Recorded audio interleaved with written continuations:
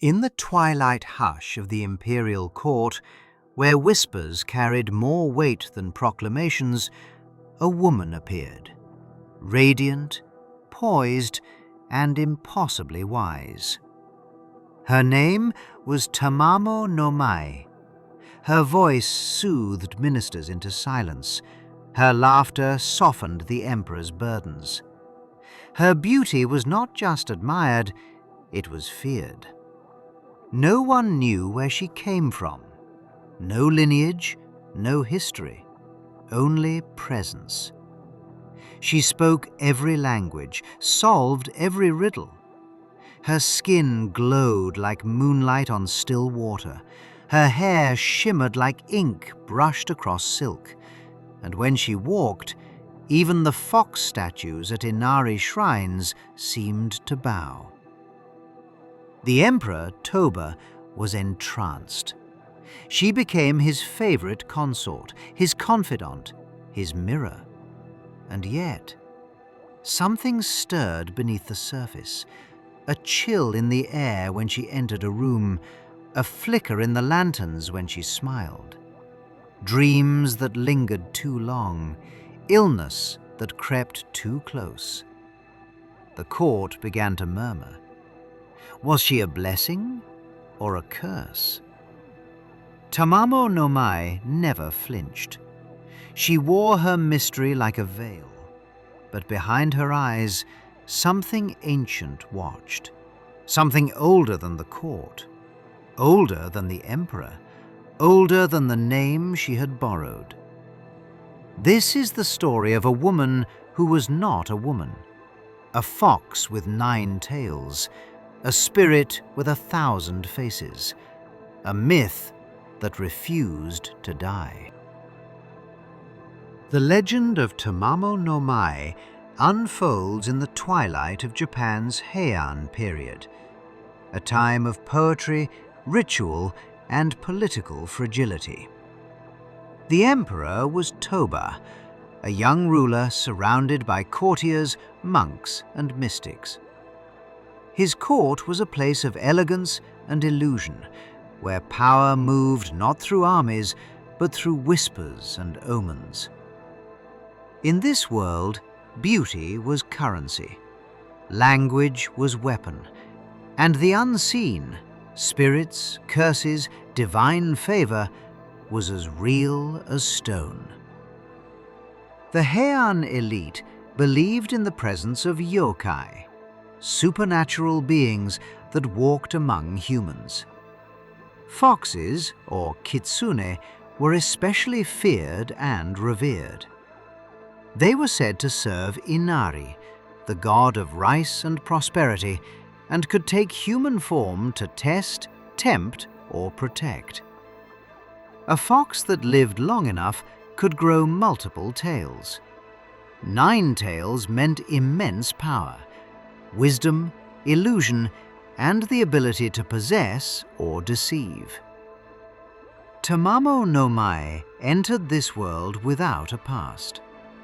She dazzled the court with her knowledge of medicine, astronomy, and philosophy. She could recite ancient texts in Chinese, compose flawless waka poetry, and predict celestial events with eerie precision. Ministers bowed. Monks grew silent. Even the emperor, who had seen many consorts come and go, was captivated. But beneath the admiration, unease grew. The emperor's health began to fail. His dreams turned strange.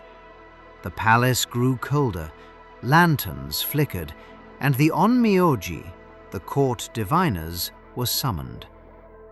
They performed ancient rites, consulted the stars, read the bones, and what they found was not a woman, but a fox, a 9-tailed kitsune in disguise, a spirit older than the empire itself. Tamamo no Mai had not come to serve, she had come to rule. She arrived without ceremony. No noble lineage, No foreign entourage, just a name, Tamamo no Mae, and a presence that bent the room around her. She was young, but her eyes held centuries. Her voice was soft, but her words reshaped policy. She answered riddles no scholar could solve. She spoke of stars that hadn't yet risen. She healed the emperor's migraines with a single touch, and when she laughed, the cherry blossoms bloomed out of season. The ministers called her a miracle. The monks called her a sign. The emperor called her beloved. She became his closest confidant, his consort, his mirror. She sat beside him during rituals, whispered advice during council, and walked with him through the sacred gardens where only the divine were permitted. Her beauty was not ornamental, it was gravitational. Even the palace walls seemed to lean toward her. But perfection breeds suspicion. Some said she never slept. Others claimed her shadow moved independently. A servant swore he saw her vanish through a locked door. A monk found fox tracks in the snow, leading to her chamber, but never away. Still, the emperor refused to hear it. He was entranced. And Tamamo no Mae never faltered. She wore her mystery like silk. She smiled through the rumors. She danced through the doubt. But the palace grew colder. The emperor grew weaker, and the dreams began. He dreamed of fire, of teeth, of a voice that echoed through stone. He dreamed of a fox with 9 tails, each one flickering with light. He dreamed of Tamamo no Mae standing in the center of it all, her eyes glowing, her smile unchanged. The whispers grew louder. The courtiers turned fearful, and the emperor's advisors prepared for a reckoning that would shatter the illusion. The emperor's illness deepened. His body weakened, his dreams grew darker, and the palace itself seemed to shiver with unease. Ministers whispered of curses, servants spoke of shadows. The court demanded answers. So the emperor's advisors turned to the unseen. They called upon the diviners, the keepers of ancient rites. These men studied the stars, cast bones, and traced patterns in firelight. For days they worked in silence, searching for the source of the emperor's decline. At last, the truth emerged. Tamamo no Mae was no woman. She was a fox spirit, an ancient Kitsune who had lived for centuries, growing stronger with each passing age. Her 9 tails, hidden from mortal eyes, marked her as one of the most powerful beings in existence. She had cloaked herself in beauty, wisdom, and charm, but beneath the veil was a predator. The revelation struck the court like thunder. Ministers recoiled, monks prayed. The emperor, frail and fevered, could scarcely believe that the woman he loved was a spirit bent on his destruction. Yet the signs were undeniable. The unnatural perfection, the flickering lanterns, the dreams of fire and teeth. Tamamo no Mae did not deny it. She smiled, serene as ever, her eyes glinting with something older than the empire itself. For a moment, the court saw her true form, a fox with 9 radiant tails, each one shimmering with light. Then she vanished, leaving only silence and fear in her wake. The court was shaken. The emperor was betrayed, and the hunt for Tamamo no Mae had begun. Tamamo no Mae fled the palace, her silken disguise shattered. No longer the emperor's consort, she was revealed as a nine-tailed fox spirit whose power threatened the throne itself. She vanished into the wilderness, leaving behind only fear and silence. But the empire would not rest. Warriors were dispatched, men trained in both blade and ritual. They tracked her across mountains and rivers, through forests where even birds grew quiet. Each night they found signs: paw prints too large for any fox, scorched earth where her fire had burned, whispers in the wind that carried her laughter. The hunt became legend. Tamamo no Mae was swift, cunning, and unyielding. She conjured illusions to mislead her pursuers, phantom armies, shifting landscapes, voices that called them astray. Yet the hunters pressed on, guided by diviners who read the stars and the smoke of sacred fires. At last, they cornered her in the plains of Nasu. The fox stood radiant, her 9 tails fanned like flames, her eyes burning with defiance. She fought with fire and shadow, but the warriors struck true. Arrows pierced her form, steel cut through her illusions, and with a final cry that echoed across the land, Tamamo no Mae fell. Her body did not vanish, it hardened, it became stone. The Seisho Seki, the killing stone, was born. Legends say that her spirit seeped into the rock, cursing it with her malice. For centuries, travelers feared to approach it. Animals that strayed too near were found lifeless. Even monks whispered that the stone breathed with her hatred. Tamamo no Mae was gone, yet not gone. Her beauty, her deception, her power, all bound within a single, silent monument. A reminder that even the most perfect mask can shatter. A warning that desire and illusion can kill. The fox had been hunted, but her story would never die. Tamamo no Mae's story doesn't exist in isolation. Her legend is part of a much older, wider pattern, one that stretches across Asia and echoes through cultures separated by oceans and centuries. The 9-tailed fox is not just a Japanese myth. It is a shared archetype, a shape that reappears wherever people fear beauty, power, and the unknown.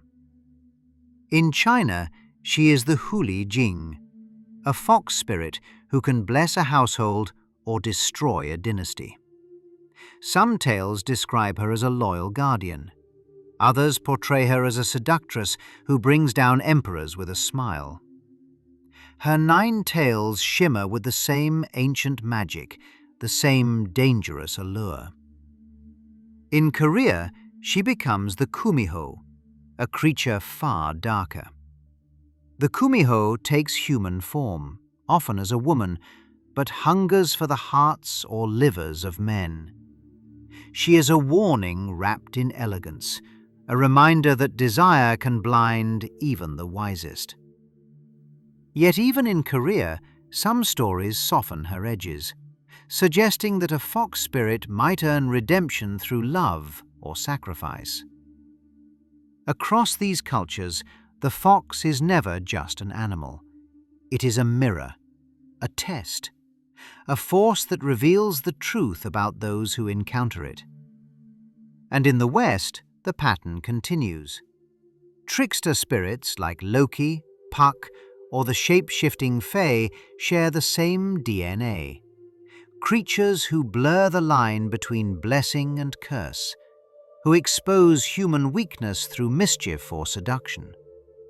Even the femme fatale of modern storytelling carries the shadow of the nine-tailed fox. Beautiful, brilliant, and dangerous in ways no one expects. What makes Tamamo no Mae unique is not her power, but her context. She infiltrated a world obsessed with refinement, ritual, and appearances. A world where a perfect woman could rise faster than any warrior. A world where illusion was already woven into daily life. Her story is not just about a fox spirit. It is about the fear of the outsider, the fear of the unknown, the fear that the person closest to you might not be who they seem. Across cultures, the nine-tailed fox asks the same question. What happens when beauty becomes a mask, and the mask becomes a weapon? Legends tell us what happened. Speculation asks why. Tamamo no Mae is remembered as a monster, a nine-tailed fox who deceived an emperor and nearly toppled the dynasty. But myths rarely survive because they are simple. They survive because they contain questions we're still trying to answer. What if Tamamo no Mae wasn't a villain, but a mirror? In many traditions, fox spirits appear when a society reaches a moment of imbalance. They expose corruption, vanity, or spiritual decay. The Heian court was a world obsessed with beauty, ritual, and appearances. A world where illusion was already woven into daily life. Perhaps Tamamo no Mae didn't infiltrate the court to destroy it. Perhaps she came to reveal what was already broken. Another possibility. She was a guardian. In some stories, powerful Kitsune test rulers to see if they are worthy of divine protection. If the emperor failed the test, through desire, arrogance, or blindness, then the fault lies not with the fox, but with the throne. And then there is the oldest interpretation of all. Tamamo no Mae was not a creature of flesh, but of perception. A being shaped by belief. A consciousness that adapts to the fears and desires of those who encounter it. To the emperor, she appeared as perfection. To the diviners, she became a threat. To the hunters, she transformed into a monster.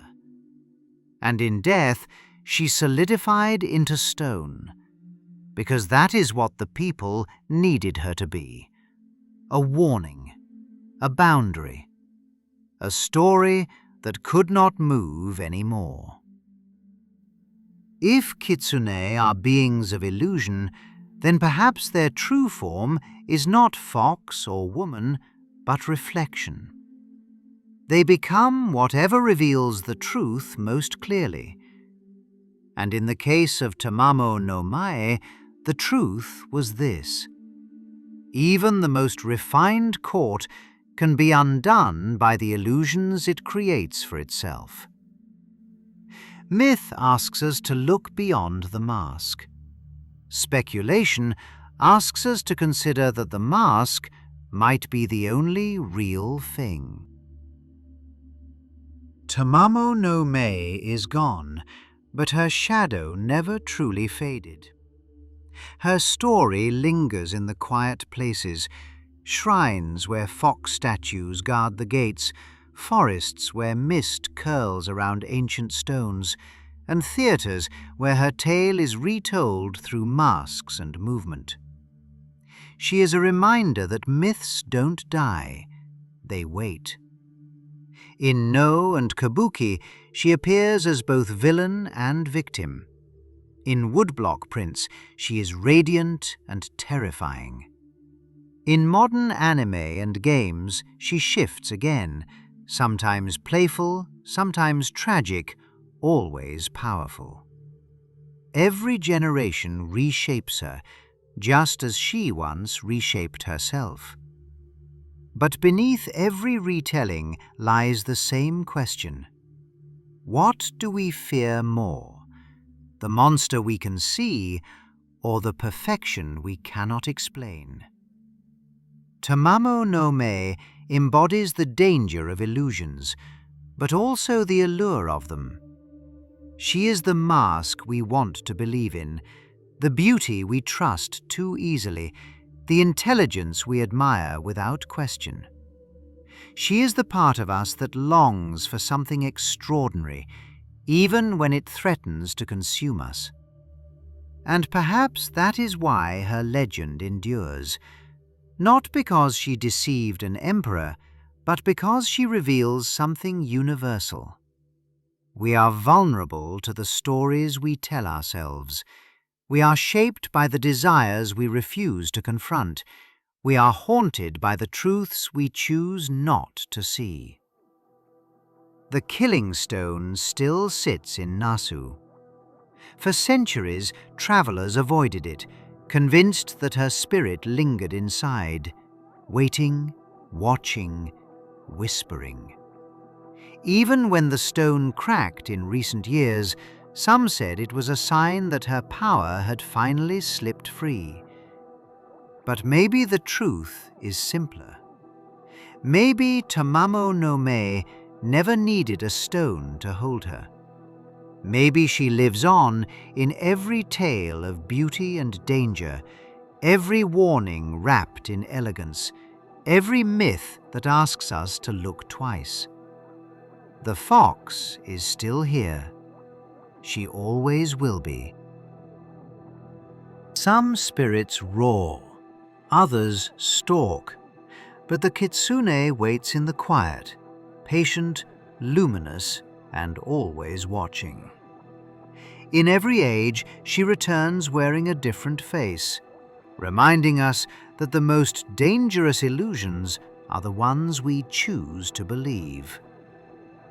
Whether Tamamo no Mae was a monster, a mirror, or a test, her story endures because it asks a question we still fear to answer. What hides behind the masks we trust the most? If this myth stayed with you, share it with someone who listens for footsteps behind silk screens. Like the video, subscribe for more stories from the margins of legend, and comment below. Which shapeshifter should we follow next? Join our Patreon for early access, behind-the-scenes breakdowns, and to see your name in future episodes as a supporter. Check out the affiliate links below for curated books and resources tied to this myth. And if you'd like to help expand our mythic library, you can order directly from our registry. Thanks for watching. More gods, more monsters, more myth. Coming soon.